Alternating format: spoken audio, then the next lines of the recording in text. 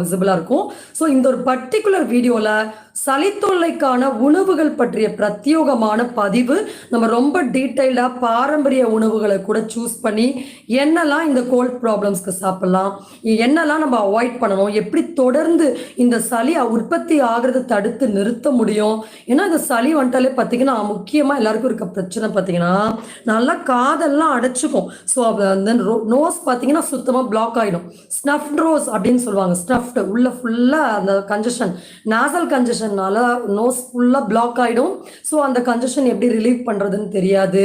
So tablets போட்டாலும் ஒரு 4 நாள் ஹெட் ஏக் மாற்றி மாற்றி அந்த ஃபீவர் வந்துடும். உடனே டேப்லெட் சளிக்கு போட்டாங்கன்னா ஸோ இந்த மாதிரி இதில் நிறைய ப்ராப்ளம்ஸ் இன்னைக்கு தொடர்ந்து சளி பிரச்சனை இல்லாதவங்களே இல்லை அப்படின்னு கூட சொல்லலாம். அதுவும் இந்த பர்டிகுலராக இந்த மந்த் ஸ்டார்ட் ஆயிடுச்சு, டிசம்பர் மாதம் ஸ்டார்ட் ஆயிடுச்சுன்னா அடுத்து சம்மர் சீசன் ஸ்டார்ட் ஆகிற வரைக்குமே நிறைய பேர் ப்ரீத்திங்